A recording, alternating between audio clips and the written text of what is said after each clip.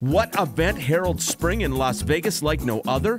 Not NASCAR, not March Madness. It's the spring display at Bellagio Conservatory.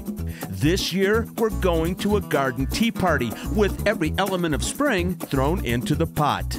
And for me, a bucket list item. Afternoon tea at the fabulous Waldorf-Astoria. So get ready, because this adventure starts right now.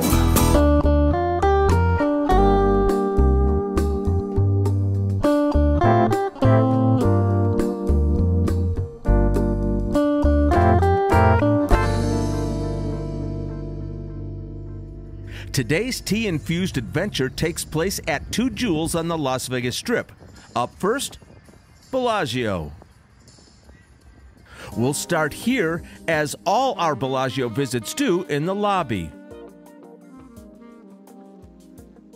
Behind the front desk is the teaser for the conservatory theme: teapots, butterflies, and lots of purple. As ever, the tall vases around the lobby are spectacular. It's barely 7 a.m. on Friday morning, so as we enter the conservatory, the uplights are still on. The lighting will change as we explore this enchanted tea party, and daylight makes its way into the space. Welcome to the Spring 2024 theme at Bellagio Conservatory: Tea and Tulips. Think of it as stepping into an enchanted garden tea party where the teapots are giant-sized and the florals create a vibrant symphony of color, and those aren't my words, they're Bellagio's. Here's some thoughts on the theme from designer Ed Libby. Our spring display is a harmonious blend of immersive set design, botanically enhanced decor, and natural elements brought together to create a magnificent tea party that weaves a story of springtime themes. We welcome our guests to explore this enchanting world at the heart of Bellagio, offering them not just a fantastic experience and photo moment, but a heartfelt embrace of the season's promise. Each bed is inspired by a particular tea, and in the east bed, it's ginger peach. As we stroll the walkway, notice the soft sun-kissed colors here, suggesting ripe peaches. Now here's a fun fact. Peach Fuzz was named the 2024 Color of the Year by the Pantone Color Institute.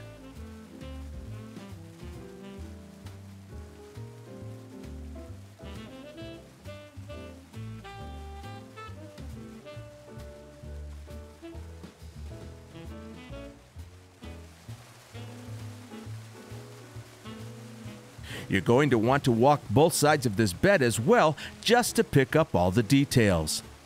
Fantastical oversized blossoms amidst the real ones. And in the center, what's called a garden folly, a structure added to gardens to enhance the surrounding landscape. Bellagio's is 28 feet tall, draped in peach fabric, and how about that chandelier? Here's some things that we love: this gorgeous broken tile mosaic floor, the artful draping, and the details on those dresses. To the right is the north bed. This sunny nature scene is full of springtime symbols and is meant to soothe and restore you, just like the chamomile tea it's inspired by.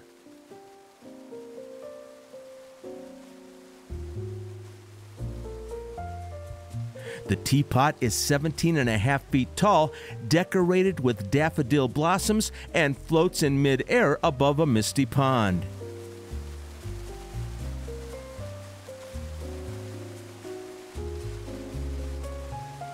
Inside it is a finely detailed diorama, a honeybee alighting on a jar of nectar.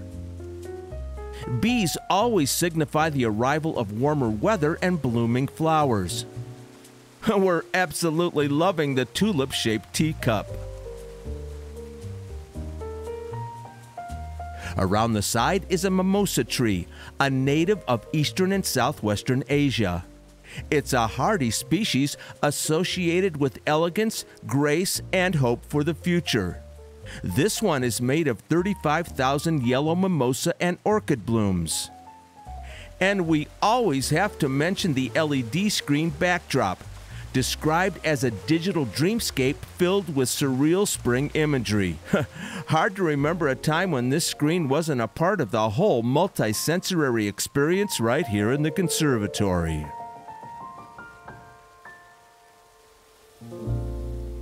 Bring on the purple. The south bed must clearly be inspired by lavender-infused tea, renowned the world over for its healing and calming properties. Let's check out some details. The bed is anchored on both sides by a pair of hummingbirds. These guys are always worked into the springtime theme, and with good reason. Hummingbirds signify hope and abundance, and seeing one brings good luck. Now here's a fun fact. The pansies are made from 2,000 fresh-cut carnations.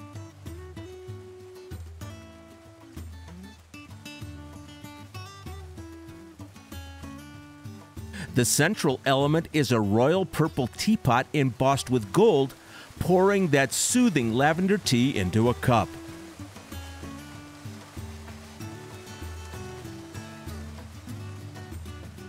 This too has a diorama tucked inside it, a charming bird's nest. Carrying on the theme, 4 varieties of purple flowers formed the frame for the scene. Not only lavender, but wisteria, pansies, and hibiscus.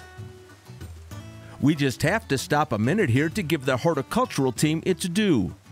There are 12,000 potted plants and flowers in the tea and tulips display. And it took 100 people working 24 hours a day for 6 days to create this enchanting theme. Here's some things we love. How cleverly they integrate the green plants and vines with the flowers. The use of rocks, moss, and even shrubs in the layout. And who could miss those over-the-top, mega-sized man-made blossoms? Plus, every one of the 4 beds has a water feature, and when you're in here, the sound of water is even more noticeable than the lovely soundtrack. By the way, we are big fans of the mist and fog. Last but never least, we'll take a look at the west bed as revealed from the walkway.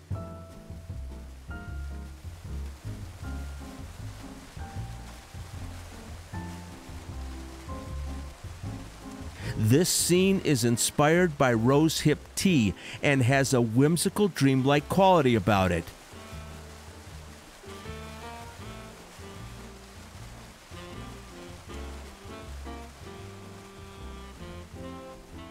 In the center of the bed is a 30-foot-tall balloon embellished with fabric flowers, and in a fun twist, instead of a basket, it's a flowery teacup. Hot air balloons symbolize the pursuit of dreams and adventure. Notice this little girl riding on the crescent moon. She is deep in dreamland. Anchoring the bed on the left and the right are 2 gorgeous larger-than-life teapots.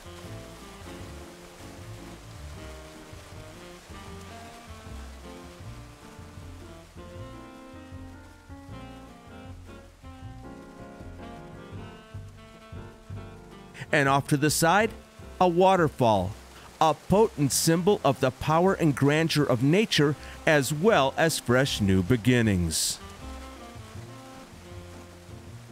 Stepping around back, we get a very different view of the main elements of the west bed. The team has put just as much attention to detail back here as in front. Now here's something to note. The conservatory has recently been doing a tie-in with a bespoke fragrance for each theme.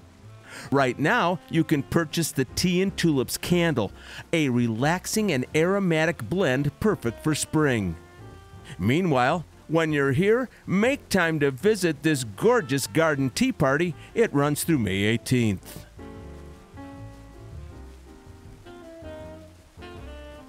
One more thing. The conservatory's garden table is again located back in the corner just in front of Sadelle's. This time, the setting is an ornate little open-air greenhouse. Lots of curlicues, authentic verdigris metalwork, and gauzy curtains for a little privacy. As always, brunch is provided by Sadelle's and dinner by Michael Mina. In this location, it looks like it's floating on a lily pad in the pond.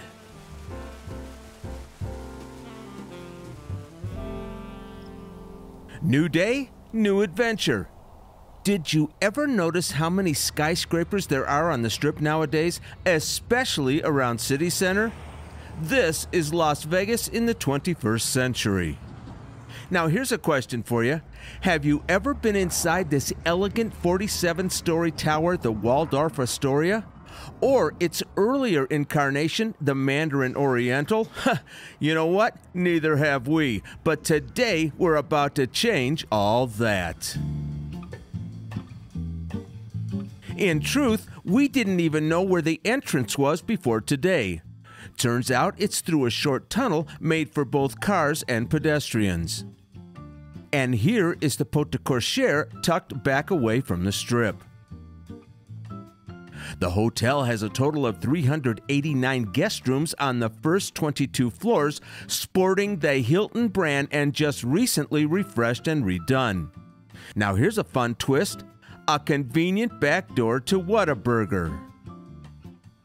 The 20-some floors at the top are home to 225 condos, including 7 penthouses. All right, my friends, let's go inside the Waldorf-Astoria.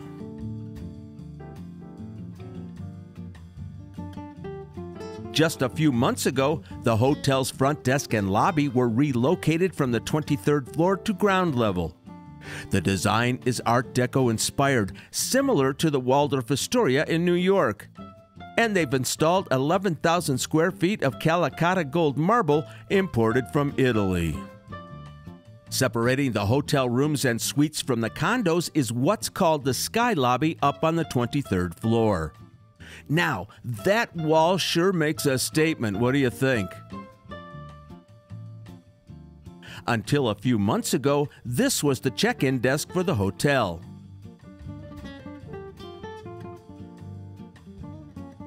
Since she was a little early for her reservation, our intrepid camera gal was drawn by these lovely tablescapes.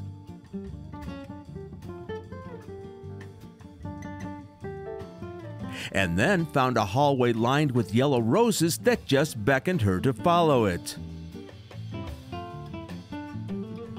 Back here is what was once listed among the world's 50 best restaurants, a 74-seat French bistro called Twist.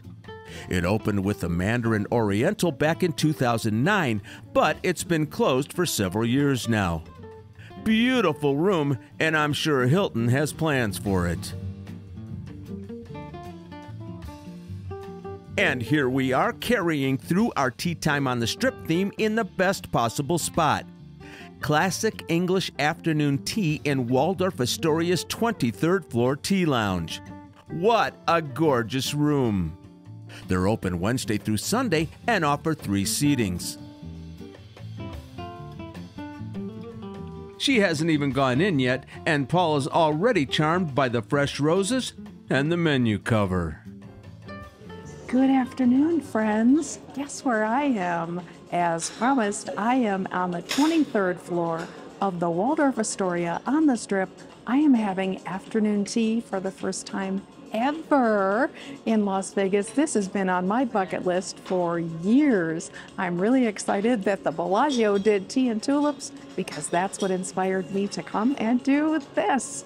So it was very hard to choose a tea, but I chose an Assam tea, and I am on my way. This is an intimate room. Classy, elegant, and with the perfect color palette to set off the gorgeous table settings and fine china. The menu offers the Tea Leaves brand of finest quality tea, and we all know the health and wellness benefits of tea. Combine that with the tradition and ceremony, plus the excitement of Las Vegas, and you've got a memorable afternoon. Barely 10 minutes after being seated, the 3-tiered plate rack has been filled with delectable treats. Let the tasting begin. I cannot even tell you how kind of dazzled I am at all of this. The pomp and circumstance, the formality of it. The ladies are dressed in velvet. It is so spectacular in here. I love everything from the lighting fixtures to the carpets and everything in between, not to mention that fantastic view. So this Assam tea, this was a winner. It's fantastic. A little exotic. You know I love English breakfast, but this called for something a little bit more exotic than that, and this is a winner. So here's my plate of my savories, my sandwiches. So let's give these a try. What do you say? This one, egg salad. Let me squish it a little bit.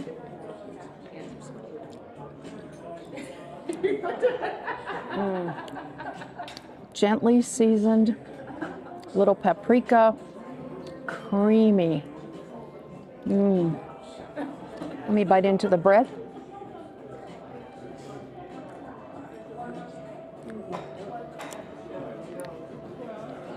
I will gobble that up.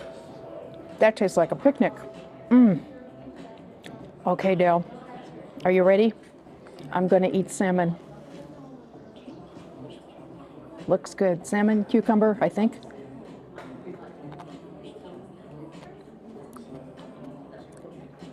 On marble rye. That's fantastic. I'll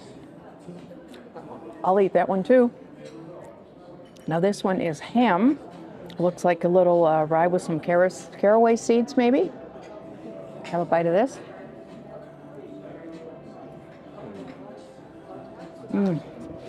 That's a triple decker.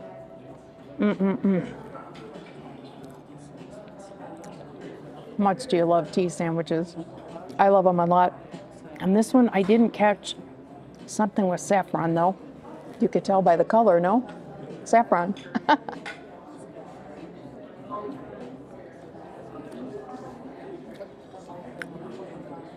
That might be eggs as well.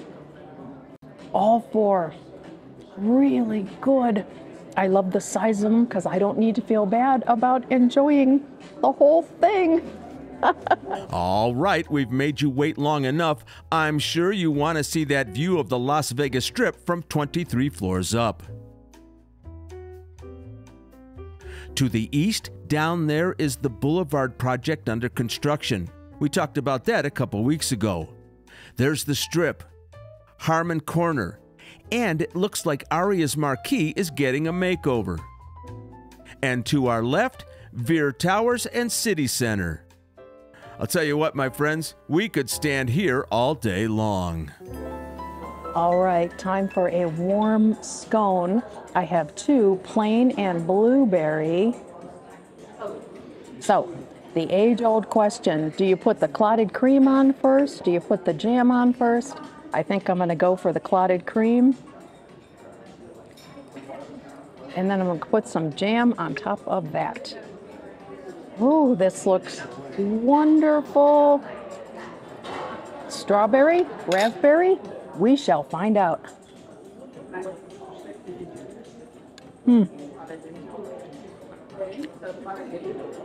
Raspberry is the winner.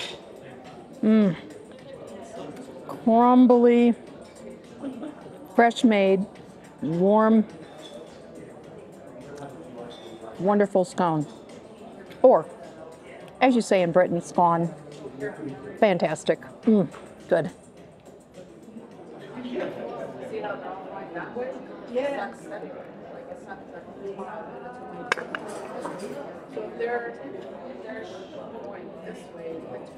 Chances are I will finish this whole pot of tea and might even ask for more. So the sitting is actually 2 hours. My reservation was at 2 p.m. and I actually can sit here till 4 if I so choose and just sip tea and look out the window. Now, as far as you are concerned, it is time to look at desserts. Oh my goodness, I have 4 of them. I don't have to share them with anyone. All right. They told me at the time what these all were. I'll just have to put them in the caption off the menu because, of course, I don't remember. This one looks like maybe a brown sugar cinnamon thing. That's a winner. Let me have a bite. It's a cream puff. Oh my gosh, that's so good. Cold. Delicious. Powdered sugar outside.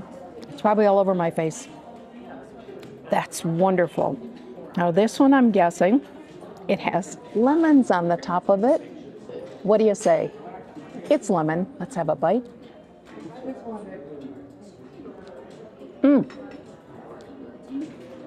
It's got a soft center. Lovely lemony tartness. Oh, that's good. That is so good. You know me and lemon. Let me cleanse my palate with a little tea. Because there are two more. This one, I'm not sure. It's got a little red on it, so maybe there's a berry or something going on in here. Looks like a macaron. I'm not sure.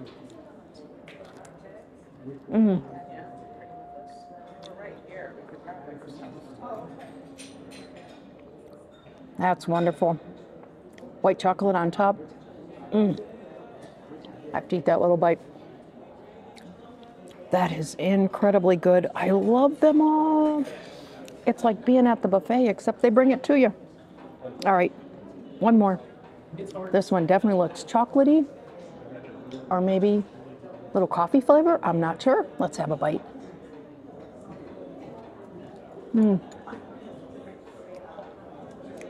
Wow. There's something surprising inside there. Maybe it's banana. That's great. You guys, decadent. Absolutely decadent. Fantastic. So good. And the service is so impeccable. It's going to be worth every penny. I don't have the bill yet. I don't even care. This is so good. Yum. Well, hi, isn't this cozy and different? I got myself a cup of tea. I got my pansies. I'm all on theme today. I even have my little teacup on my lapel. So, first of all, two things I have to apologize for. I was in a really weird hunched over position there at the tea lounge because the table was very low, like coffee table height. And it was very difficult to actually be looking in the camera and talking to you. So sorry for the hunched over thing. And secondly, I didn't have anything to refer to with regard to what I was eating. So there were a whole lot of guesses there that were obviously clearly wrong. But my wonderful editor, Mr. Dale, put those in captions below. So you saw what they were actually made of. He sends his regards, by the way. He is behind the camera today since we're in this unusual garden-y spot. Anyway, I hope you really enjoyed the tea lounge. I did, and I think I would go back again with a lady friend.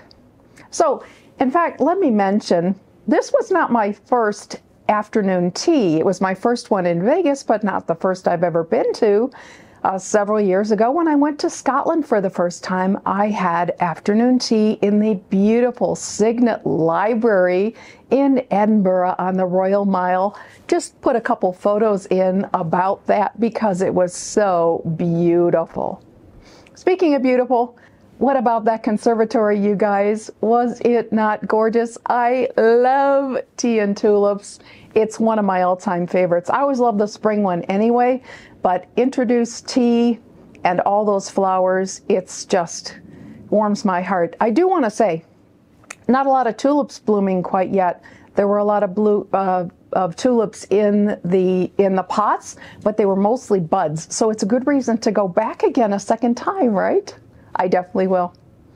Anyway, that's all the chatter I have for today. So let me just paraphrase Dale's words. We hope you had a good time, and we want to make sure that you subscribe, hit the notification bell, and leave a comment, leave a like, And in fact, some of you have been telling us lately that YouTube unsubscribed you, so make sure that you still are, because you don't want to miss all the fun. We have a staycation next week.